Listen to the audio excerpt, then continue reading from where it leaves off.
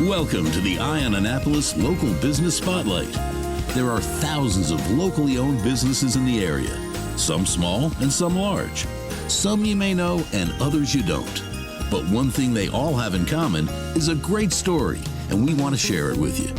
Join us every Saturday as we talk to the founders, the owners, and the managers of local businesses you have come to know and love, and those you will come to know and love. Now here's your host, John Frenay, with this week's Local Business Spotlight. Here's a pro tip. Never give up a chance to sit out at the picnic tables outside of Rise Up in Severna Park. And that's exactly what we're doing today. We're here with Samantha Straub, who is the, owner, founder for Teen Savvy Coaching here in Severna Park. How are you? I am great. I've got to ask, with a name like Teen Savvy Coaching, where the hell were you when I had teenagers? Right? Well, this I guess, boon of coaches, of late that didn't exist 10 years ago or whatever. I think there's some people who think, that anyone can call themselves a coach. And I suppose that's the truth. It's an unregulated industry. But if you've got the expertise, which I do, I love being able to offer this, being able to say, hey, I'm a resource to parents who are raising adolescents, because most of us don't know that we hit this place in parenthood and we don't know what we're doing. I've been to the library many times and the book is never there. There are books there, but also who has time to consume them all when you're parenting a teenager? True. Well, I guess that sort of begs the question, but Teen Savvy Coaching, are you for parents or are you for teens? My one-to-one and my individual coaching is for parents of teens. Okay. I do programming that's usually for community programming for parents, teens, educators, organizations, whoever brings me in. So I recently did a training for high school and college students in a local neighborhood where there's a summer camp. And I did all the training for the camp counselors, right? Okay. So that organization brought me in, but my coaching is not for teens. And that's largely because my other role, I have two, I'm a therapist and I do a lot of therapy for teens where I'm an employee. So I'm an employee at a local private practice and I own Teen Savvy Coaching. Okay. So Teen Savvy Coaching, again, the website is teensavvycoaching.com. Very obvious. Savvy is Savvy, which I always have a problem with myself. But so, you're more than just somebody that has some good advice to give and you go girl. Yeah. You've got the chops to back up what you're saying. Yeah. And what's your background? I started as a classroom teacher right out of college in 1997. God bless you. So I did, 4 years as a middle school English teacher. And at the time I was getting my degree in counseling. And then I became a dean of students for a little bit, middle school. And then from there, I went on to become a school counselor for 18 years. The most recent stint of which was at Severna School, where I was the chair of upper school counseling for 11 years. And I'm also a licensed therapist. So I work, like I said, as an employee at a local private practice. Okay, so you walk the walk and talk the talk, and you've been in the trenches. So you've got and I'm a mom. I've got two teens myself. What does working with Teen Savvy Coaching look like? If as a parent of teens, what does the process look like? I'm so what do glad you asked that, because I often say when someone says I'm going to the dentist. You know what to expect. So someone's going to mess around with your teeth, right? When you say I have an appointment with a parent coach, what happens there, right? So I'm so glad you asked that question. In general, I have some group programming, but if I'm working one-on-one with a client, the first thing I'm going to do is I'm going to say, tell me about your family and tell me about what your goals are for where you want to go. And most parents will say something to the effect of, I'm in over my head. My kid's going through a thing I don't understand or don't feel equipped to handle. And whatever the thing is, help me. But they don't know what help they need. They just know that they don't like how they feel or the relationship is breaking down. And because of my expertise, I often can tease out okay, well, it seems like there's a communication breakdown here. Or if I could teach this parent something about how the adolescent brain works, they'd be able to distinguish between when is it a can't and when is it a won't. And so a lot of it is tailored to the needs of the family. There's an educational piece to it. I teach most of my clients something about adolescent development as a foundation. And then I teach most of my clients something about basic communication tools that actually work with teenagers to roll with resistance, because teenagers are kings and queens of resistance. Well, I mean, everybody in certain ages of our lives, we all communicate completely differently. Yeah. I mean, you look at an infant, I mean, the only thing they can do is squawk and poop. That's pretty much what it is. I'm laughing because someone listening is going to be like, same with my teen, right? And eat. But, and again, teenagers, I mean, they go through their phases as well. I mean, probably in that 13, they might still be kind of cool and in tune with mom and dad. Middle of the teens, I mean, then parents apparently lose anything worth of value for a period, and then they regain it a couple of years later when they become into young adults. So, I mean, do you work like one-to-one? I mean, we'd be sitting across from a picnic table, We'd or be is it on online? Zoom. We'd be on Zoom, unless, like I said, unless an organization brought me in and I was doing something in person. Okay. Yeah, it'd be virtual. Okay, that's awesome. And I've often said that being a teen, you couldn't pay me enough to be a kid today. I don't think anybody, like, I love the age group. I love middle schoolers. I love high schoolers. Yeah, but I don't want to go back and be myself as a middle schooler, high schooler again. And it's so awkward. Well, it is. And there's so many more hurdles I find that we've got today. I know when I was a teen, I mean, we were looking at sex, drugs, and rock and roll. Okay, that was the thing. Teens are still looking at that, too. And alcohol. And it's still there. But now we've got new things that have been added into it. I mean, we've got social media, which is just, horrible. I mean, I heard a story, I mean, it was a legitimate issue where out of South River, there were couples that would share the nudes and stuff like that back and forth. And the boys took screen caps, made their own private Instagram. So, some girl is sharing with a partner, and with a partner, thinking that's where it is, and he's putting it off to his 10 boyfriends who, his and it got to be, and some of them were 16, some of them were 15, so we're looking into child pornography and all. I mean, it was a whole mess. But I mean, you've got social media, which is just so, I mean, it's so easy to. I mean, when I was a kid, bullying was, I mean, somebody would push me down on the playground and kick dirt in my face or maybe take a swing at me or something like that. But you could go home. Yes, but it's not. It's following you home. It's following you in your bedroom. It's following you everywhere else. You've got mental health, which has always been probably a problem, I'm assuming, and you would be better to tell me that. But it wasn't something we certainly talked about when I was growing up. It was like, we didn't think about it. I mean, and it's so simple right now. If my stomach hurts, I go to the doctor and I get some, whatever it is, physical pain, I take some aspirin and move on with it. But I mean, if I've got some mental problems in my brain and my thinking, stuff like that, we need to get help. And that can come in many different forms. I mean, it come into something such as teen savvy coaching, or it can get into psychiatry and meds and all of that. And that's something that I actually, because of my training as a therapist also, I mean, coaching and therapy are not the same, but because of my training as a therapist, I often can help parents discern what kind of help is warranted. And sometimes I'm just the help as a coach. Sometimes I can give parents strategies in the household that they can employ that the teen never even knows I exist in, as a support for the parent sometimes, and things improve. But other times I might say, this is what you're dealing with. You might not realize it because it's just your household, but this is bigger than typical. And you might be. So it could be a manic depressive, or it could be a. Yeah, or like the level of a teen's acting out is bigger than typical. So like the risk-taking behavior, teens are known for risk-taking. They like being in crowds, and their decision-making gets worse in the face of peers. There's research to support that. And I mean, there's other reasons why teens take risk, because of low regulatory skills and high emotionality, but also they are more likely to take risks in the presence of peers. So like, I joke and I'm like, you seemed pretty smart when you were by yourself, but your IQ dropped 50 points when you got with your friends, right? Like, that's what it appears like. So I think parents do expect some risk taking when their kids hit adolescence. Like, they remember their own adolescence, and I'm sure there was some risk taking.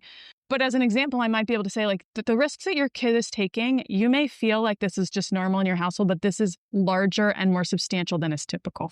And sometimes families don't realize that, because they're managing it. Well, you get into a situation. I mean, it's sort of like what they say that if you put a crab in a pot of cold water and turn up the heat, they don't realize that they're getting cooked to death. You throw them into a pot of cold water and they're like, "Whoa, get me out of here." I think that's the analogy. Yeah. No, that I'm I looking actually for. used that with a family earlier this week. I said, you're like the frog in the boiling water. Frog. That was it. It wasn't in crab. Yeah. You're like the frog in the boiling water. I said, the water is boiling and you don't realize it because you've been in the water the whole time. Like it's time to do something more substantial for your child. Well, I think it's really laudable that you're say, hey, this is out of my lane. You need to look at something different. Well, the support that I'm giving the parent is like here, and this is not even an in-state family. This is because it's virtual. I can work with people everywhere. I said, I know the resources near me in Anne Arundel County, but this family isn't. If I were in your shoes, these are the types of resources I'd be looking into to support your child. And like, let's see if we can Google that together. So I actually have remained in the picture for this family because the parents are like, we need you to help coach us through. Like, we don't know what we're doing. And I have a feeling that as they can get supports in place for their kiddo, I may transition out of the picture. But right now, I'm very much in the picture because I'm helping them develop a roadmap for what's next. Are kids frogs in the water too? Sometimes, yeah. I mean, to the point where they're not realizing that they're getting help, that mom and dad are getting help from Teen Savvy coaching, and all of a sudden their behavior is changing and they'll sort of in a reverse frog in the water type thing. Do you mean like, do kids improve and not realize that? I guess that they're improving, Yes. If I turned around and had a kid that was out of control and said, okay, that's it. I'm calling Samantha and we're going to get you straightened out. Okay. He's going to dig his heels in and the whole The night. kid doesn't often, I don't ever work with the kid.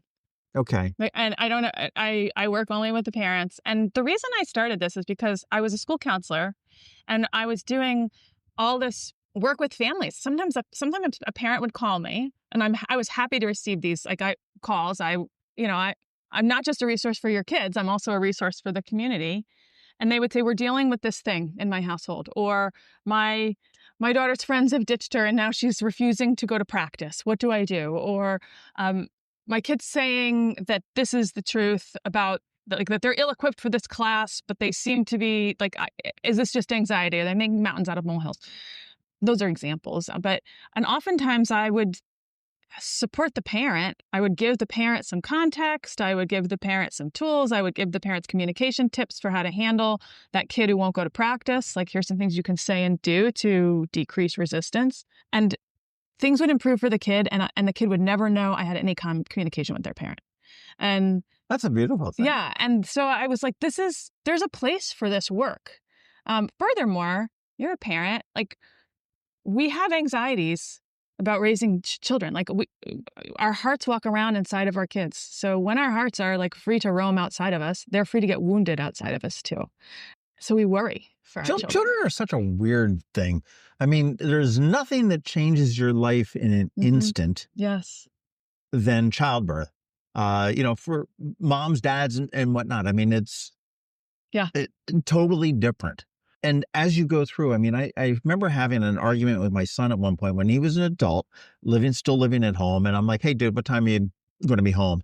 And he copped this, well, I can go wherever I'm an adult. And I pulled the Eddie Murphy thing. Okay, my house, my rule. The whole nine yards. But I said, honestly, and you'll understand this a little bit later. I mean, he's probably 21 or 22. So he was legal to drink. I said, honestly, I don't care who you're hanging out with, what you're doing. Yes, you are an adult. You make your own decisions, mistakes, and successes, but I'm still your father. Mm-hmm. I'm still your parent. And if you tell me you're going to be home at 4:00 in the morning, that's fine. But I want to know that if I wake up at 4:00 in the morning and you're not there, to worry. Yes. I said, that's really what it is. I had a similar thing with my daughter with the Find My on the iPhones. And she's up in Manhattan and says, what do you need about it? I said, again, I don't necessarily know who, what, where, why, when. I said, but if you show up dead, I want to be able to tell the police to go look in this dumpster. To be sort of a wise guy. But I mean, that's, they stick with you from birth through. And your kids don't understand that, and they're not supposed to. I always say your parents are supposed to love their kids more than their kids love them. Like, you're supposed to be more interested in staying connected to your kid than your kid is staying connected with you. Mm-hmm. That's healthy. And so, of course, you're like, I want to know where they are. I want to make sure he's home safe by 4 a.m., even though he's a grown up. And if he weren't living under my roof, right. He's 43, got 4 kids of his own. Right. But our hearts walk around inside of these people. It's the truth. And I think that doesn't stop when your child no longer needs a ride to practice or whatever it is, like you still stay as invested, even if, even if they don't feel it or understand it. But you have to, you really have to. You mentioned a couple times, you used the word thing, like kids going through a thing. A thing. Yeah. What are the things that are, I guess, the most significant things, issues, problems that you're seeing as far as with parents dealing with kids today? Oh my gosh. I feel like the list is so long. I mean, if I just think about recent communications, on dealing with anxiety and ADHD, singularly or together, like those are, or a mental health diagnosis, feeling ill-equipped for school. Get kids outmatched by school, either because they have learning issues or because of motivational stuff. Like they've learned over the years that they can't do it, so now they won't do it. Social concerns.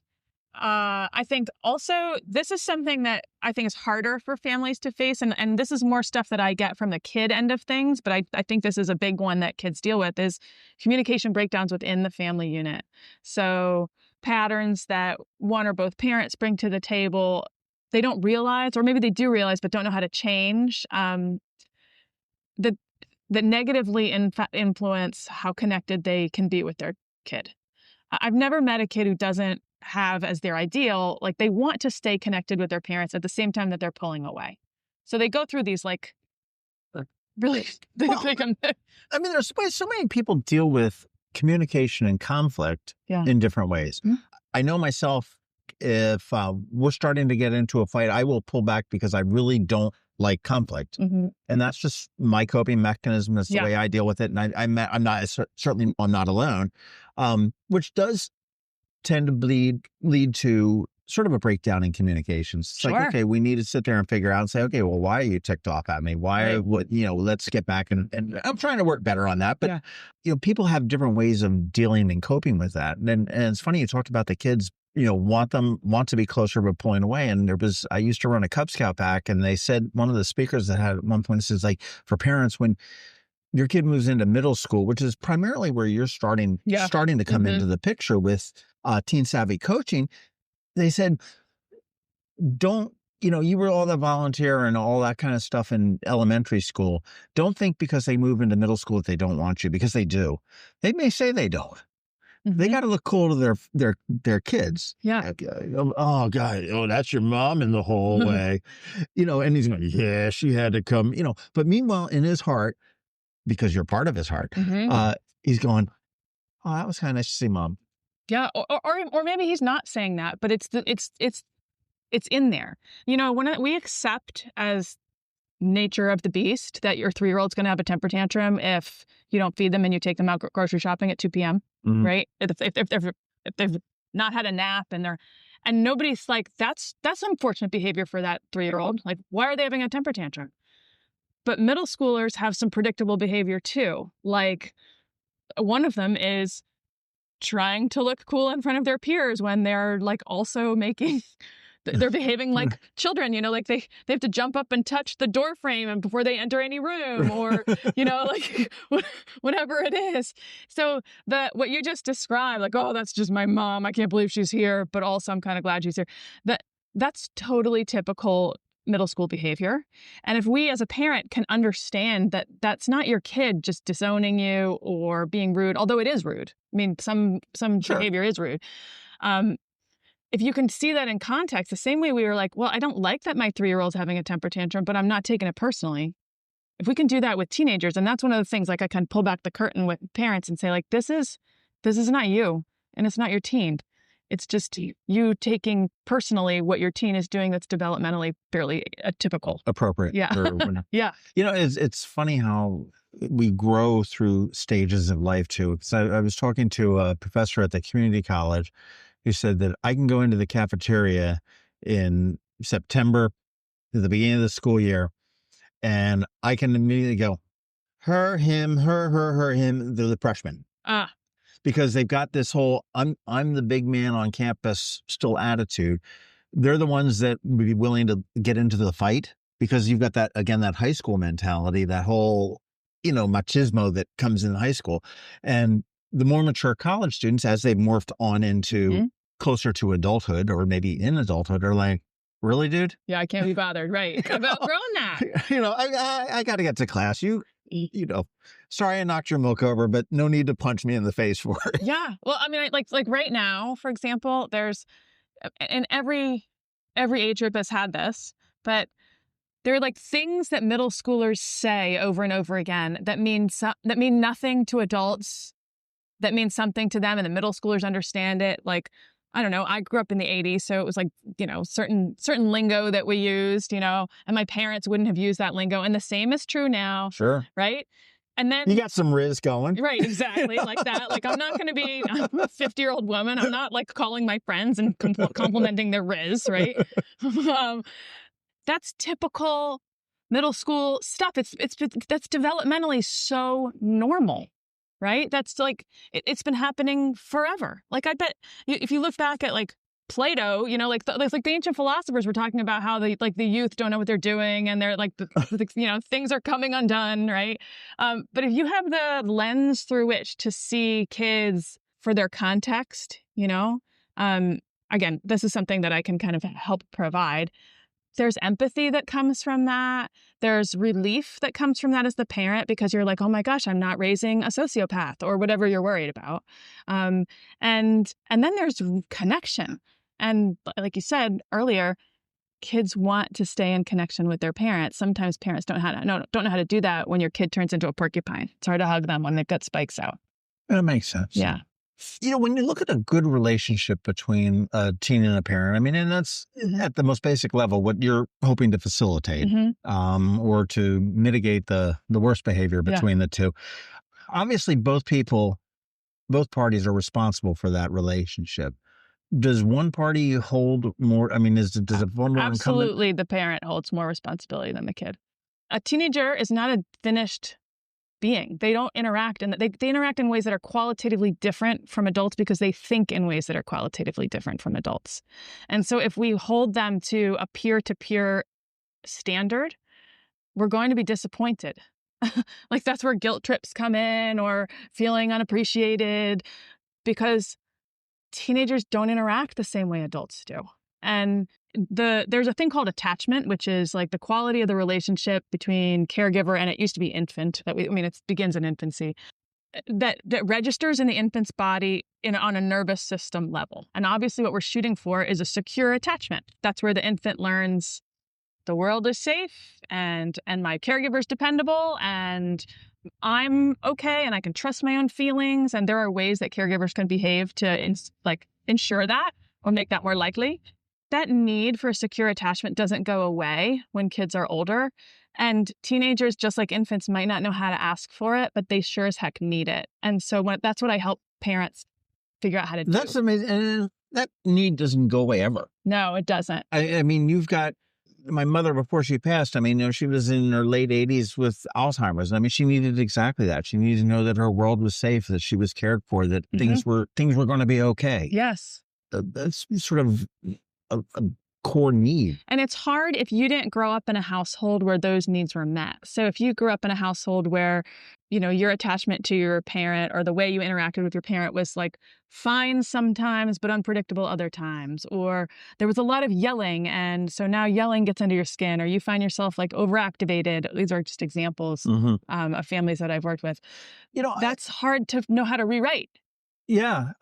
And you're talking about family dynamics and stuff, and I guess you got to ask this. I mean, I'm assuming that a nuclear family with a mom and a dad and still married and everything else, is that more ideal? if they've got a successful marriage for a family than a divorced? What is ideal single? is our secure attachments. Whether the attachment is between whether between a mom and a dad and 2.5 kids, or two moms or two dads or single parents. Like the ideal is that the child has a secure attachment to their caregivers, whatever format that family takes. Okay.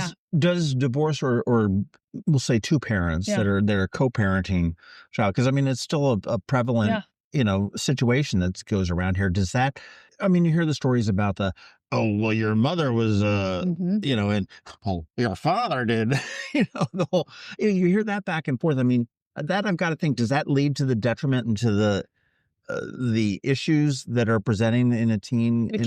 Sure can. Yeah. It's not great. It's like it's an extra stressor. Mm-hmm. It doesn't have to be a thing that sinks a kid, but I've rarely seen a child with that dynamic at their, with parents who are contentiously divorced or contentiously separated and the kid's stuck in the middle of it. That doesn't actually make the kids better. Like, it's an extra burden. Okay. But it doesn't have to be the thing that sinks a kid. Interesting. Because I know when I divorced was, we at one point when we had a few contentious moments, we tried to keep them as privately as possible, but we came to the realization that the only people that were making money out of this deal was the lawyers. Mm-hmm. And we turned around and we said, okay, let's look at these three kids that we've got who are wonderful. We can agree on that. Yeah. And really focus our attentions moving forward with them in the front of our minds. And I think we did a fairly good job of co-parenting, even though it was in two separate households. And yes, there were times where I'm like, your mother said that?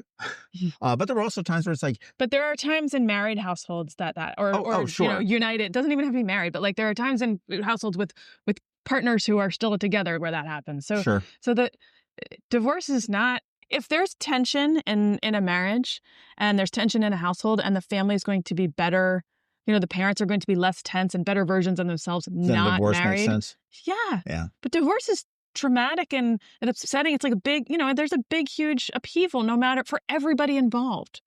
But families can survive big, huge upheavals with love and connection.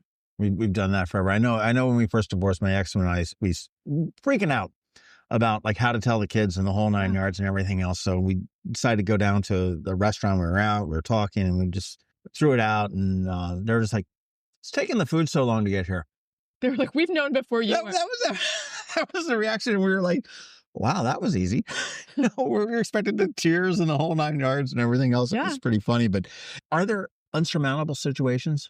Here's the thing. Life throws like immense curveballs at us. And there's no, who am I to say what's surmountable and what's not for another person, right? No. So what we know about trauma is that there's not we can't say like this thing equals trauma, divorce equals trauma, moving equals trauma, job loss equals trauma.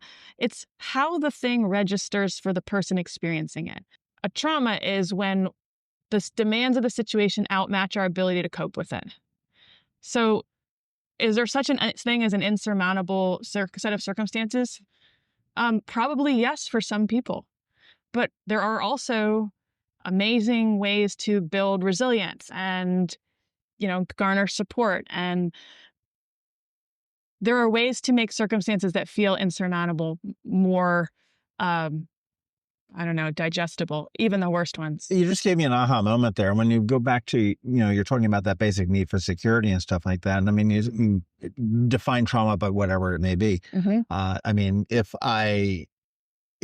all I know how to do is dispense Slurpees and I lose my job at 7-Eleven and the Slurpee business goes out of business, okay, I may not be able to overcome that because that's me. If I am we'll say a well-rounded individual, can pivot and all this kind of stuff, I'm still, even without a job, but I'm still in that realm of feeling comfortable, maybe not as comfortable as I was before, with the specific need of being secure in my world. Mm-hmm. Then I'm like, okay, well, this is a step back. They pushed me to the ground, but I'm going to get up and I'm going to find something else. Yeah. John, what you're talking about is resilience. And that's what we want to have as parents. We want to be able to bounce back from the curveballs that raising kids throws our way. And then we want to raise kids who have resilience to bounce back from the curveballs that life throws their way. And really one of the foundational components of resilience is really secure relationships. And another one for kids is bravery, doing things that feel just beyond their capacity as proof that they've got it in them to do more things that are just beyond their capacity, because that's growth. It's like skydiving. To me, that's far beyond my capacity, but I recognize who am I to say? For some people, it might be fun. It might be fun. But I've often heard the term too that, and I don't know whether this is with problem relationships or not, but be a parent and not a friend. Do you agree with that? Yes, I do. I do.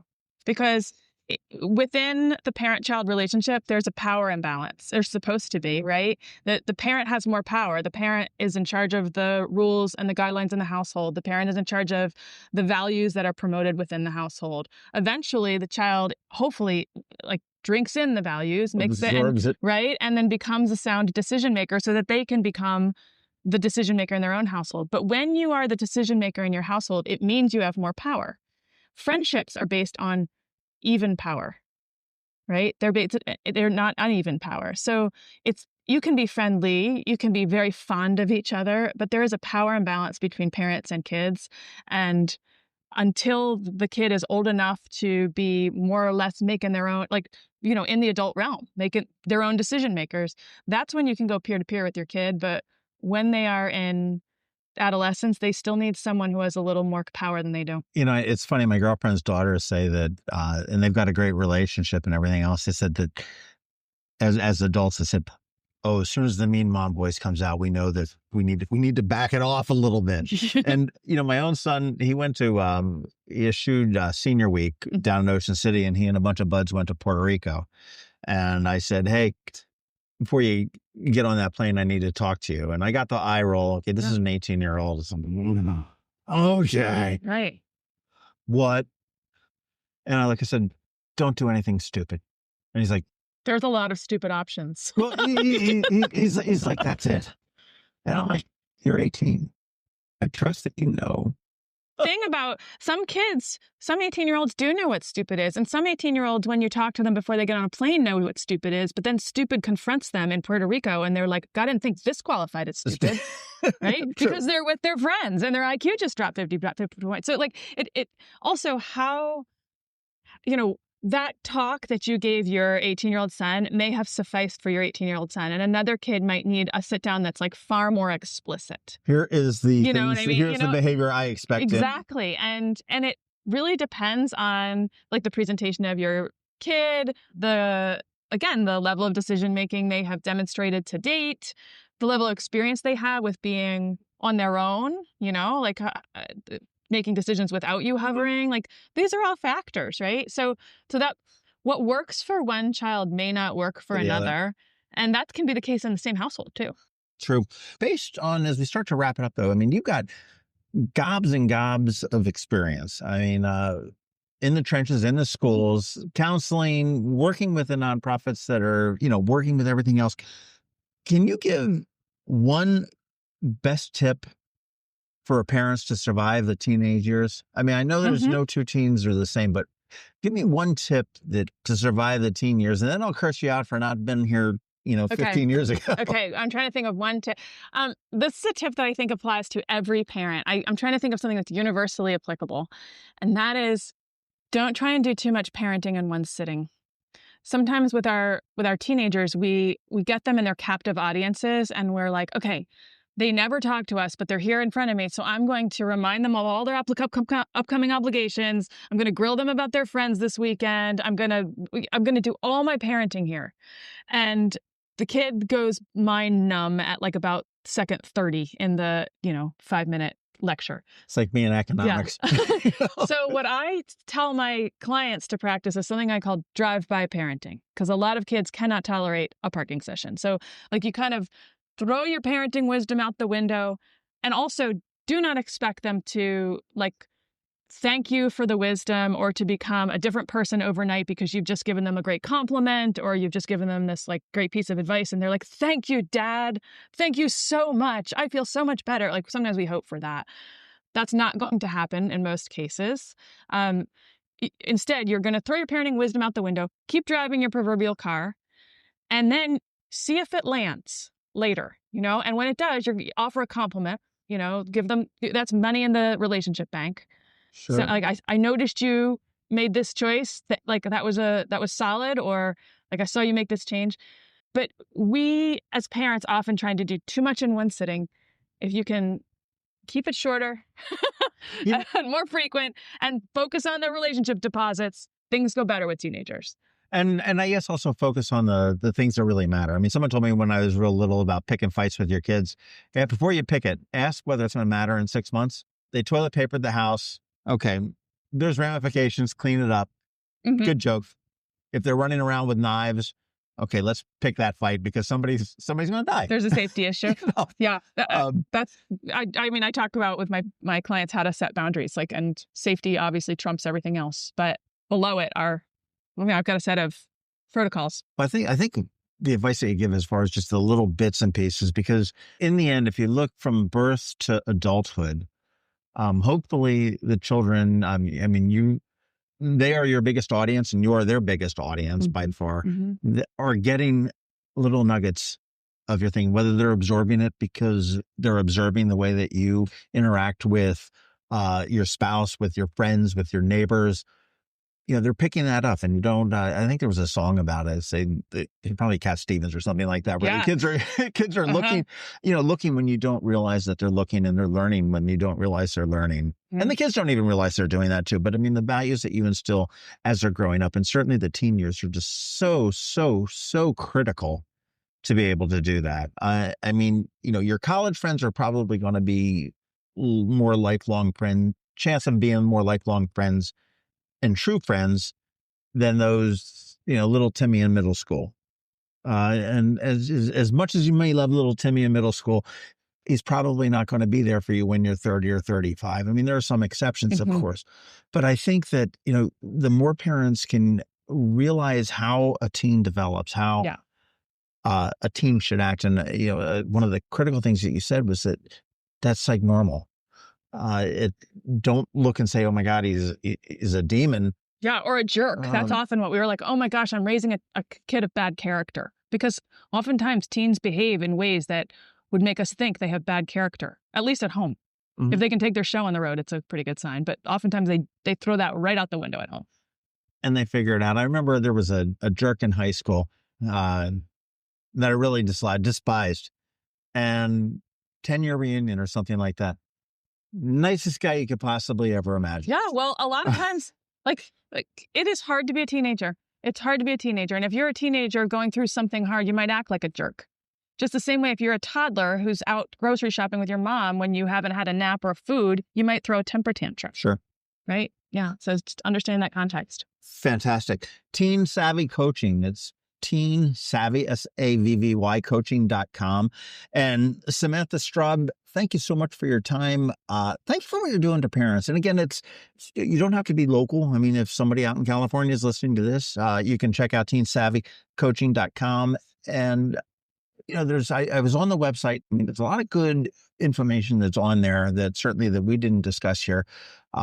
If you've got a teen or, in the word of Bugs, pre-emergent teen, definitely take a look at this because, to be prepared is probably a good thing. And because it's quite a different thing. I mean, I'll talk as a father of 3 that have long seen their teen years past. I mean, it is a different experience from the infant to the toddler to the elementary school kid. Yeah. And it's all about growing up. I mean, you and I, we both kind of somehow worked out into somewhat normal adults and functioning adults, and it all works out in the end. But we all need some help every now and then, and Teen Savvy Coaching would be a place to really give you a leg up.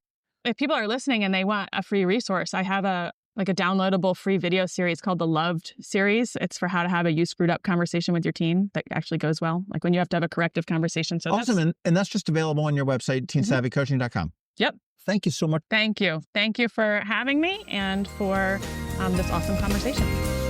Thanks for listening to this week's Local Business Spotlight. Please make sure to visit eyeonannapolis.net for all your local news, events, and opinion.